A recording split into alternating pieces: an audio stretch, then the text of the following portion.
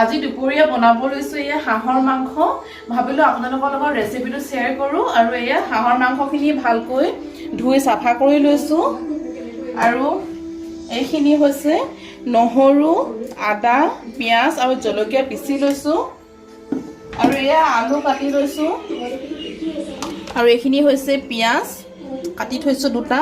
তেজপাত এয়া ভালকৈ এনেকৈ ধুই থৈছো আৰু এইফালে কেৰাহীখন মই তেল গৰম হ'বলৈ দিছো আৰু কেৰাহীখন মোৰ তেলখিনি গৰম হৈ গৈছে প্ৰথমতে ইয়াত মই দি দিছো তেজপাত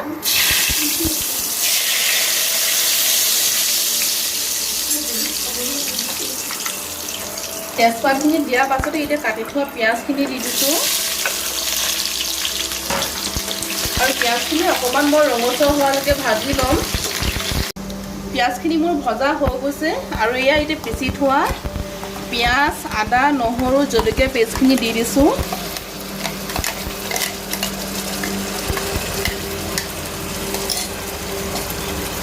আৰু এইখিনি মই ৰঙচুৱা হোৱালৈকে ভালকৈ মই এইখিনি ভাজি লওঁ আকৌ দেখুৱাই আছো আপোনালোকক পিয়াজ আদা নহৰু পেষ্টখিনি মোৰ ভাজি থকা 2 পৰা 3 মিনিট সময় হ'ল আৰু অলপ সময় এইখিনি মই ভাজি ল'ম আৰু এইটো সময়তে ইয়াত মই অলপ মছলা দিম এয়া প্ৰথমতে দিছো জিৰা 1 চামুচ আৰু ধনিয়া দিছো 1 চামুচ অকমান কালাৰৰ কাৰণে দিছো ইয়াত মই আধা চামুচ কাশ্মীৰী ৰেড চিলি পাউডাৰ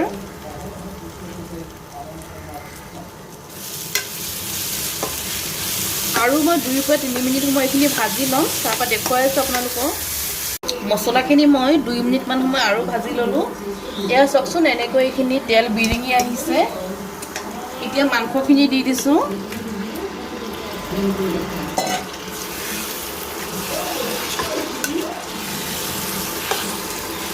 আৰু এতিয়া মই দি দিছো হালধি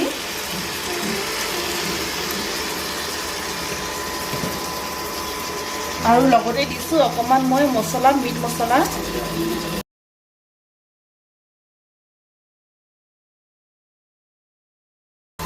আৰু এয়া মই সোৱাদ অনুযায়ী দিছো নিমখ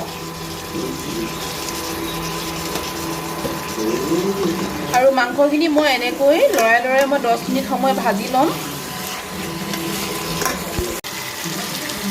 মাংসখিনি মই এনেকৈ ভাজি থকা 10 মিনিট সময় হ'ল আৰু এতিয়া মই দি দিছো আলু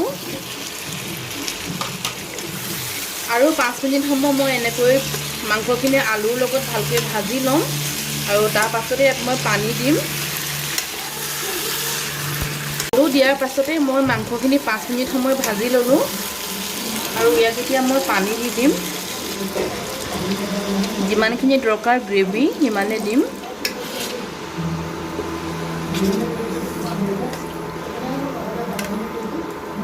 আৰু অকমান লাগিব পানী ইয়াত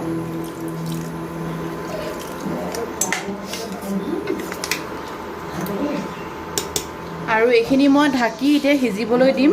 আৰু মাজে মাজে মই লৰাই চাম মাংসখিনি একেবাৰে হোৱাৰ পিছত আপোনালোকক মই দেখুৱাম আপোনালোকে চাই যাব মাংসখিনি মোৰ বনোৱা হৈ গৈছে আৰু এইখিনি মই আধা ঘণ্টামান সময় উতলিবলৈ দিছিলোঁ আৰু এয়া ইমানখিনি মই গ্ৰেভি ৰাখিছোঁ আৰু একেবাৰে শেষত ইয়াত মই দিম এতিয়া আধা চামুচ গৰম মছলা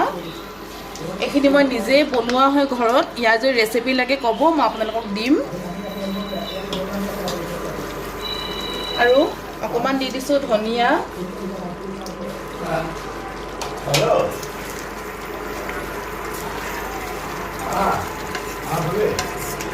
আৰু এইখিনি এতিয়া নমাব পৰা হৈ গৈছে ৰেডি হৈ গ'ল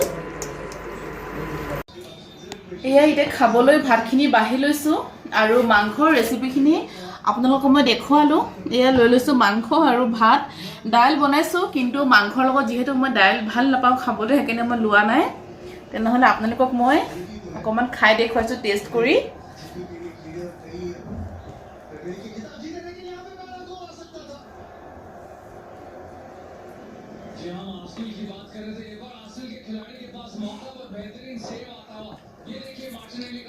খাবলৈ সঁচাকৈ ভাল হৈছে মই নিজে বনাইছো যদিও মই কৈছো যে সঁচাকৈ খাবলৈ ভাল হৈছে আৰু ঘৰৰ মানুহেও খাই বহুত ভাল পাইছে ঠিক আছে তেনেহ'লে এতিয়া মই ভাতখিনি খাই লওঁ আশা কৰোঁ আপোনালোকে মোৰ ভিডিঅ'টো চাই ভাল পাইছে যদি ভাল পাইছে মোৰ ভিডিঅ'টো এটা লাইক কৰি দিব যদি কোনোবা নতুনে চাই আছে তেনেহ'লে চেনেলটো ছাবস্ক্ৰাইব কৰিব পুনৰ লগ পাম এটা নতুন ভিডিঅ'ত আজিলৈ বাই বাই